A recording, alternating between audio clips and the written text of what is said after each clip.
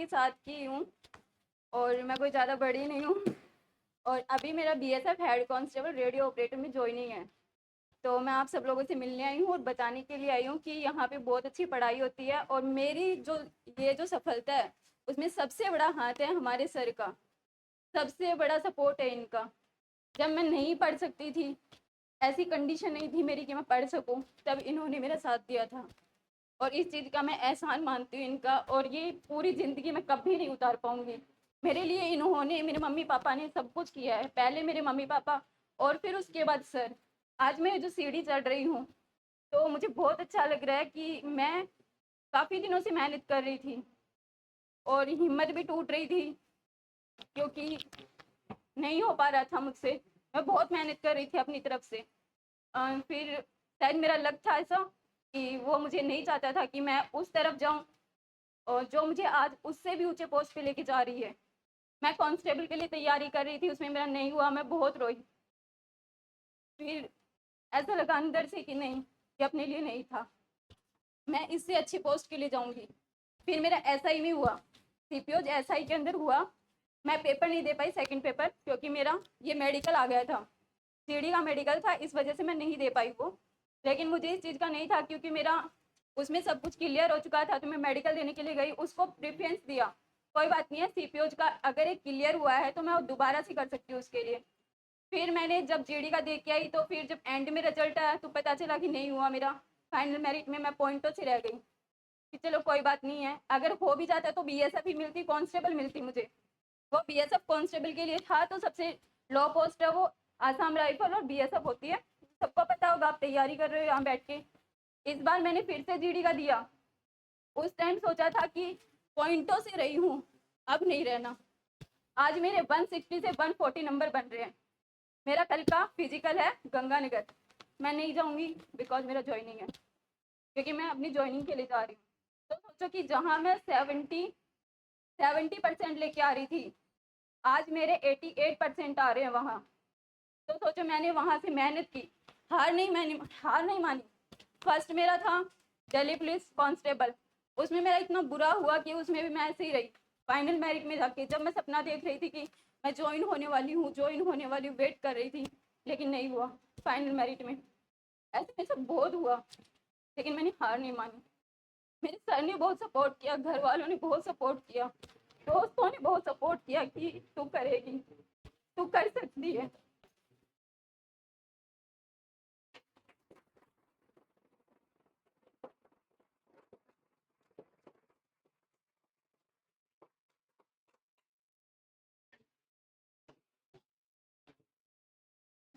इसलिए मैं आज आप लोगों को यही कहना चाहती हूँ कि आप हिम्मत मत हारना।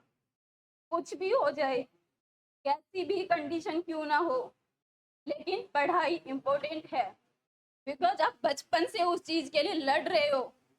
अगर आप नहीं लड़ रहे हो वो एक अलग बात है, आप किस सिचुएशन में पल रहे हो, बढ़ रहे हो, वो मायने रखता है।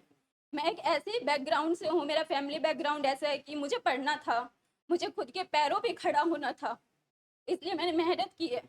जब बच्चे खेलने के लिए जाते थे मैं नहीं खेलती थी, मैं अपनी पढ़ाई करती थी। जब 10th 12th के एग्जाम होते थे, मैं छुट्टियों के अंदर इंग्लिश ग्रामर, हिंदी ग्रामर और संस्कृत, ये मेरे बस में था, इसलिए मैं इनको कंप्लीट करके रखती थी। वैसे ही मैं बचपन से ऐसी हूँ, कोचिंग में भी ऐसे ही किया, मेहनत खूब किया है मैंने। बस मेरा साथ है वो मेरा लक नहीं था, लेकिन अब लग रहा है कि वो भी मेरा साथ दे रहा है।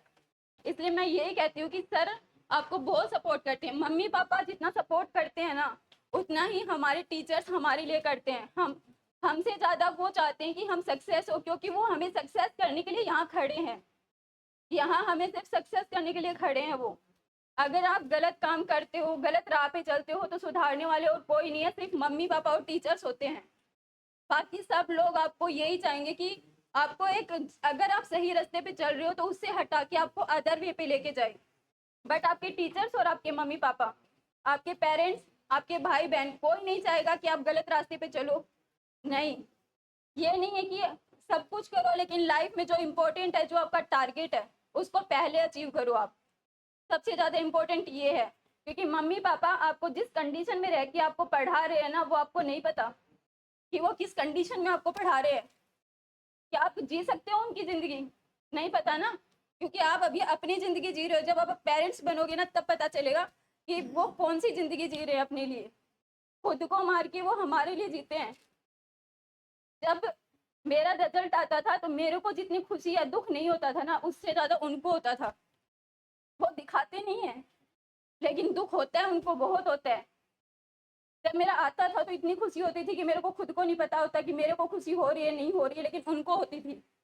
और जब मेरा रह जाती थी ना फाइनल में आके, तो मुझे ये सोच के दुःख होता था, खुद पे दुःख नहीं होता था कि मुझे तो पता था मैं कर लूँगी, आज नहीं तो कल कर लूँगी मैं। क्योंकि मुझे मेरा पता है कि हाँ, मैं कर सकती हूँ। मुझे इतना कॉन्फिडेंस खुद पे है कि मैं कर सकती हूँ। लेकिन बस वो है कि मुझे आज नहीं तो कल, कल नहीं तो परसों, लेकिन मुझे हार नहीं मानना। बट मेरे मम्मी-पापा की हिम्मत टूट रही थी। दिन ब दिन वो ये सोच रहे थे, पता नहीं ये कर पाएगी, नहीं कर पाएगी, लेकिन मैंने रिज़ल्ट दिया उनको। टाइम पे, हर टाइम पे उनको रिज़ल्ट देती थी। उनको विश्वास था कि ये कर पाएगी। जितना मुझे था खुद पे, उतना उनको भी था मेरे ऊपर, और मेरे टीचर्स को भी था। जब-जब मैं टूटती थी, मेरे टीचर्स कहते थे कि नहीं, तेरे लिए इससे अच्छा होगा। तू कांस्टेबल नहीं, उससे ऊपर जाएगी, तू उससे भी ऊपर जाएगी। और आज मैं खुश हूँ कि मैं एक कांस्टेबल को क्लियर ना करके मैं हेड कांस्टेबल को क्लियर कर रही हूँ। और एक दिन ऐसा ज़रूर आएगा कि मैं एसआई भी बनूँगी, और मैं उसके लिए मेहनत करूँगी। आज मैं इसी पे खुश नहीं हूँ, क्योंकि मुझे इससे भी ऊपर जाना है, और मैं इसके लिए मेहनत करूँगी। आप लोगों के बराबर रह के मैं मेहनत करूँगी। जहाँ आज आप बैठे हो, क्या पता कल मैं फिर से यहीं बैठने के लिए आऊँ, उससे ऊपर जाने के लिए। और मैं आऊँगी यहाँ पे। अच्छा पढ़ाते हैं यहाँ पे, जैसा पढ़ाते हैं ना, आप जयपुर जाओ, कहीं जाओ, आपको वहाँ पे कुछ नहीं मिलेगा। सिर्फ वहाँ पे आपको मटेरियल मिलता है, कुछ नहीं मिलता। यहाँ पे आपको मटेरियल के साथ साथ आपको सपोर्ट भी मिलता है, हर चीज़ का मेंटली भी मिलता है। यहाँ पे आपको मेंटली सपोर्ट यहाँ जितना मिलता है वह कहीं नहीं मिलेगा, कहीं भी नहीं मिलेगा आप लोगों को।